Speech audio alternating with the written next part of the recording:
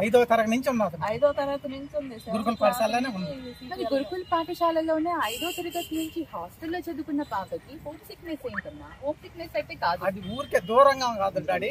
2 రోజులు ఉంటాను, నాకేం ఇబ్బంది లేదు. ఆమె నచ్చే వచ్చింది ఇక్కడికి. ఎండాకాలం లీవ్కి వచ్చింది 3 నెలలు నేను ఊరికే చూసేసి వస్తాను. బైపీసీ కావాలి, ఇంకేదో వద్దు. బైపీసీ చదువుతాను నేను.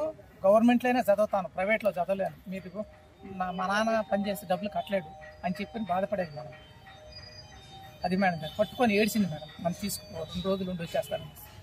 వాళ్ళు కూడా అదే అదే ఆ 2 రోజులు అమ్మాయికి ఎంత బాధ ఉందో, ఏముండిందో. ఇలా వాళ్ళ అక్క వాళ్ళ డాడీ వస్తే కూడా నేను ఉంటాను అని చెప్పి పంపించింది. సరే వాళ్ళు పంపించలేదు, నేను ఉంటాను, ముక్కోండి అంటే రండి. అది ఏదో జరిగింది మేడం, ఏదో మైండ్ అని చెప్పి పంపించింది. రిక్వెస్ట్ చేసి పంపించిన తర్వాత ఆమె ఏం జరిగింది మేడం. ఇక్కడికి బస్సు వచ్చి ఎక్కాలంటే 8 గంటలకు వచ్చి ఎక్కితే అక్కడ రేపు ఉదయం 5 గంటలకు దిగుతారు నెల్లూరు. అట్టాడిది వాళ్ళ డాడీని 1 గంటకే 12 గంటలకి చెప్పి వాళ్ళ డాడీ బాగా పంపించింది అంట మేడం. 2 లీటర్ల బాటిల్ అన్నా నీళ్ళు తాగుతా నీళ్ళు పట్టించింది మేడం.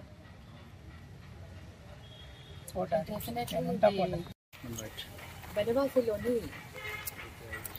ఏపీ ఆర్జేసీ గురుకుల బాలికల జూనియర్ కాలేజ్ హాస్టల్లో నిన్న రాత్రి 6:30 ఆ సమయంలో అప్రాక్సిమేట్లీ రిషిత అనే అమ్మాయి ఉరి వేసుకొని చనిపోయిందని ఇవాళ ఇక్కడ వచ్చి మేము చూడడం జరిగింది. వాళ్ళ తల్లిదండ్రులు పోలీస్ స్టేషన్లో కంప్లైంట్కి వెళ్ళారు. వాళ్ళ బాబాయ్ ఇక్కడ ఉన్నారు. ఆ పాప తిరుపతి నుంచి అమ్మాయి. ఇందాక ఇప్పుడే వాళ్ళ బాబాయ్తో మాట్లాడుతూ ఉంటే నిన్న ఏదైతే ఉరేసుకుని చనిపోయింది హోమ్ సిక్నెస్ వల్ల అని ఏదైతే చెప్తున్నారో అది అవాస్తవం అని మాకు అనిపిస్తుంది. ఎందుకంటే 5వ తరగతి నుంచి 10వ తరగతి దాకా హాస్టల్లో చదువుకున్న అమ్మాయి, అది కూడా తను ఒక లీడర్ క్వాలిటీస్ ఉన్న ఒక లీడర్గా, ఒక 500 మంది పిల్లలకు ఒక లీడర్గా యాక్టివ్గా ఉన్న అమ్మాయి, వాళ్ళ పేరెంట్స్ చెప్పేదాన్ని బట్టి ఆ పాప అంత సెన్సిటివ్ కూడా కాదు. ఎవరన్నా ఏదైనా ఒక మాట అంటే కూడా తిరిగి మళ్ళీ వాళ్ళకి తిరిగి ఇచ్చే సమాధానం ఇచ్చేంతటి కెపాసిటీ ఉన్న ఆ పాప ఉరి వేసుకుంది. తల్లిదండ్రులు వెళ్ళిపోయాక, తల్లిదండ్రులు మధ్యాహ్నం వెళ్ళిపోయారట 12:30కో ఏదో టైంకి. ఆ తర్వాత ఏమైంది, ఎందుకు పాప ఉరి వేసుకుంది అనేది మటుకు మనం డీటెయిల్డ్గా వెళ్ళి ఎంక్వైరీ చేయాల్సిన బాధ్యత పోలీసుల పైన ఉంది. ఎందుకంటే మామూలుగా ఫస్ట్ టైం హాస్టల్కి వెళ్ళిన వాళ్ళకి హోమ్ సిక్ ఉంటుంది.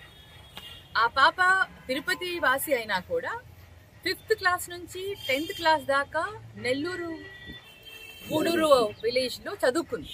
మరి హాస్టల్లో ఉండి చదువుకున్న అమ్మాయికి హోమ్ సిక్నెస్ అంటే మనం ఎవరు కూడా బిలీవ్ చేసే దానికైతే లేదు. ఏదో కారణం వల్ల అమ్మాయి ఇంటికి వెళ్ళాలనుకుంది. తల్లిదండ్రులకి హాస్టల్లో అప్పుడు ఆ సమయంలో ఆ కాలేజ్కి హాస్టల్లో చెప్పుకోలేని పరిస్థితి ఏదో ఉండి ఉంటుంది. అందుకనే ఇంటికి వస్తానని అంతగా బ్రతిలాడింది పాప. అక్కడ పర్మిషన్ ఇవ్వకపోయేసరికి ఎవరికి చెప్పుకోలేని పరిస్థితి ఏదో అయ్యి ఉంటుంది అని మాకు కూడా అనుమానంగా ఉంది. బట్ ఆ ఎంక్వైరీ, ఆ పరిస్థితి ఏంటి, ఎందుకు ఆ అమ్మాయి ఉరేసుకుంది అన్నది మటుకు తప్పకుండా ఇన్వెస్టిగేట్ చేయాల్సిన బాధ్యత పోలీసులకి ఉంది. అది ఇన్వెస్టిగేట్ చేసి ద ఫ్యాక్ట్ ని బయటికి తీయాల్సిన బాధ్యత police department has to do this. తప్పకుండా చెయ్యాలండి. ఎందుకంటే వాళ్ళ బాబాయ్ చెప్పేదాన్ని బట్టి అయితే ఆ అమ్మాయి సెన్సిటివ్ అమ్మాయి కాదు. ఆ అమ్మాయి చాలా స్ట్రాంగ్ అమ్మాయి. మరి ఇదిగో తల్లిదండ్రులు కూడా వస్తున్నారు. మరి వాళ్ళు కూడా, ఎందుకంటే ఇప్పుడు మనం ఇక్కడ ఊరు కాని ఊర్లో ఇక్కడ పాపం వాళ్ళు ఇబ్బంది పడుతున్నారు. This is really